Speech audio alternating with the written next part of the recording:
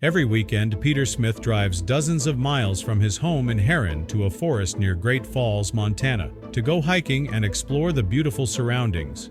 Peter is a lover of nature and he likes to take long walks in the woods. He almost always goes alone, including this day. It will be a day he will never forget.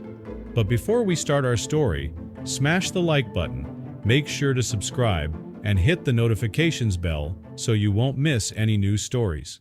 As always, he walks along the beautiful creeks and rivers in the forest. Normally, Peter has a fixed route, but today he plans to take a different route, a little deeper into the forest. The forest is very big, chances are that Peter will lose his way. The forest is tens of miles in size and has several paths that all lead elsewhere. This time, Peter wants to get off the path to see more of nature. Just to be sure, he has informed a friend that he's in the woods. If he doesn't return in one day, the friend will call the police. When Peter has walked about 3 kilometers into the forest, he comes across an abandoned barn. Seems like no one has been there for years. The wood of the shed is completely rotten and the black paint is gone. Then, a little further, he sees an abandoned stone building. Since he is all alone and has a very bad telephone connection, he thinks it is a risk to just enter the building. First, the building could collapse when he goes inside, and second, there could be someone or something in there. But Peter is naturally curious, so he decides to take a look. A few meters from the abandoned house, Peter sees something in the bushes. Because of all the vegetation, he cannot see exactly what is. It looks like an old fence with barbed wire. He walks a little closer to see what the object is. Once closer, he sees that the object is a staircase. The stair is completely covered with moss and weeds. The bottom steps are completely rotten. It looks like the stairs have been there for years. At the bottom of the stairs, he spots something shiny. It looks like something made of metal. When he removes the plants at the bottom of the stairs with his bare hands, he sees that the metal object is a shutter. With all his strength, he pushes the stairs a meter to the right so that he can open the hatch. There is only one problem. Peter is a muscular man, but he still has trouble opening the hatch. He tries several times to open it with both hands on the handle. The handle is smooth. His hands slide off it all the time. The hatch just won't open. Peter decides to try something else. He finds a steel pipe a little further. With all his strength, he pushes the pipe under the handle and tries to use it as a kind of lever. After more than 3 tries, he is lucky. The hatch suddenly opens. And to his surprise, there is something down there.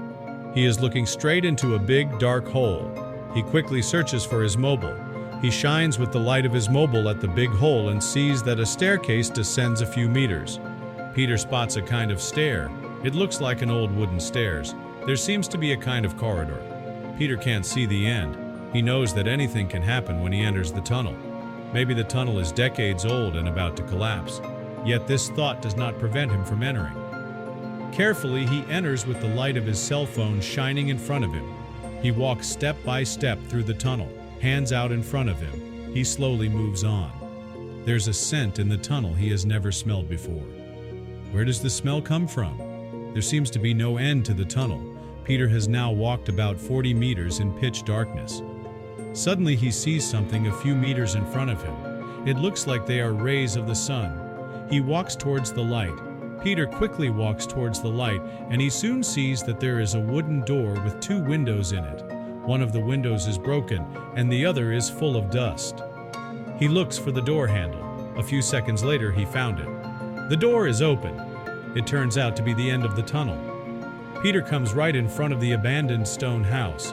Peter finds it strange that the stairs do not end in the house. His feeling tells him to take a look inside the house. When he arrives at the front door, he sees that the door is ajar. That's nice because now he doesn't have to break it open or smash a window. He doesn't hesitate and quickly pushes the door, and his mouth falls open in surprise when he sees what's inside. To his great surprise, most of the furniture is still there. The ground is full of rubbish and there is a foul, musty smell. He searches every corner of the house, but nowhere does he find any private properties that allow him to determine in any way who this house belonged to.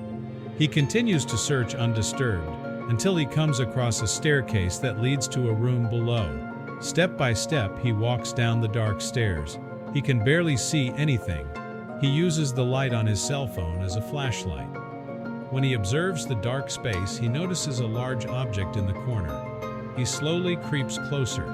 He comes closer and sees that it is a cube-shaped object, 3 feet high and 2 feet wide. The object is completely covered in dust. Peter carefully wipes the dust off with his hands. Then he recognizes the shape of the object. What he finds he never dared to dream. It's a safe with a combination lock. The safe is covered in dust and the door is closed.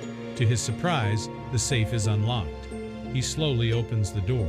What he finds inside will make you scared. The first thing he sees when he opens the safe are banknotes. Countless of them stacked on top of each other. They are wrapped in plastic. At first glance, they look like US dollars. Peter estimates it should be around $3,000. Peter pushes the notes aside and comes across a box of about 1 foot in circumference. There is a small keyhole on the front. There is an old key on the lock. Peter tries to open the lock with this key. Fortunately, the lock still works. When he opens the box, he doesn't believe his eyes. There is a weapon at the bottom of the box. Is it real or a fake one? Peter is not very familiar with weapons, but he immediately recognizes the shape of a revolver. And that ain't all. The revolver is completely made of gold. Peter carefully lifts the pistol out of the box. The weight of the gun is unreal. He barely managed to keep it in his hands. He carefully opens the cylinder with the 6 chambers. And guess what? There are 3 bullets left in the cylinder. The cylinder is built to lodge 6 bullets, maybe the other 3 are already used. Peter quickly puts the revolver back in the box and continues his investigation of the safe. He notices something small in the back of it. He shines his light from his cell phone towards the back of the safe. He does not really see what lies there in front of him. When he approaches the object with his hands, he notices the musty smell of it, like the smell in the tunnel. The object looks like a backpack. The bag is completely moldy.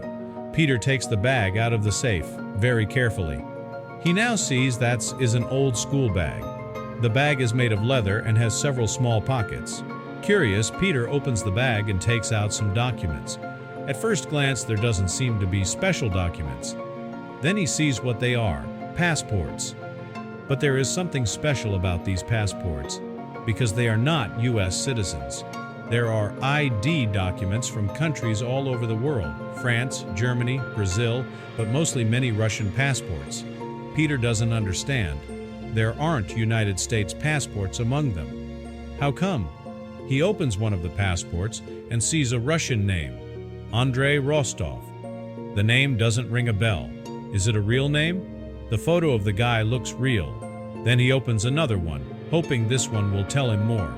The first thing he sees is a photo of a man. He looks sporty and quite young. Peter estimates he must be around 30 years old.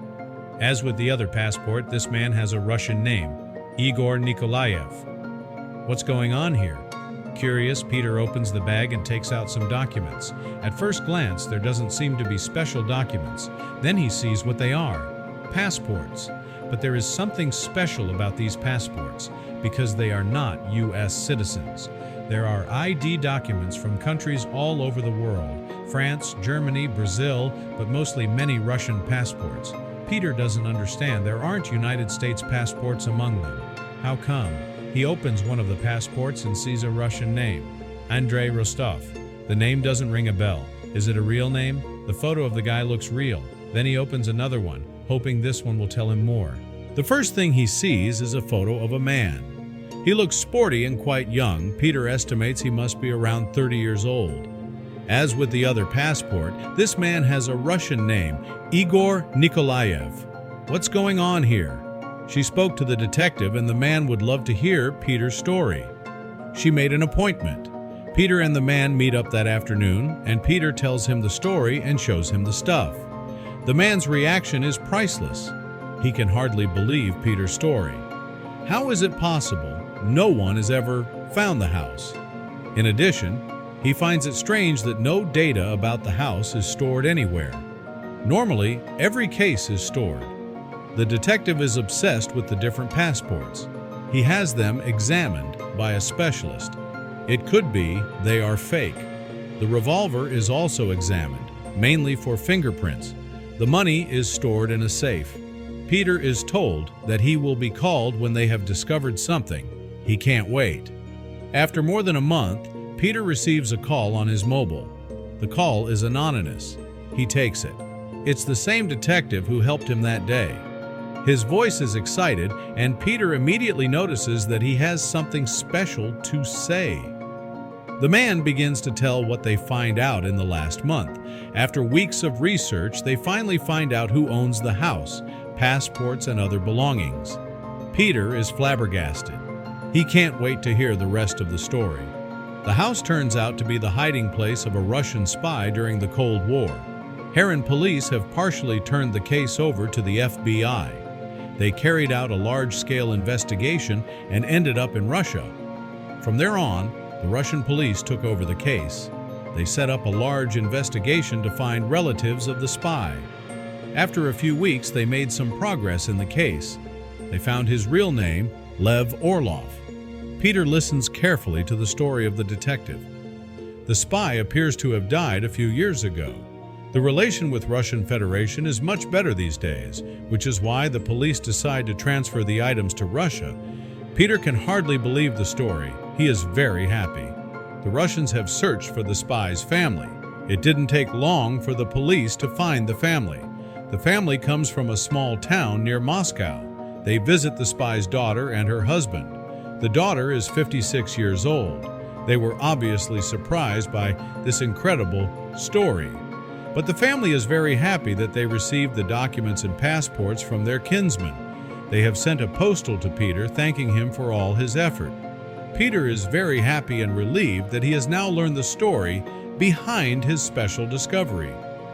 It is a story that he will tell relatives and friends more than once. The dilapidated house is demolished and the land is given back to nature.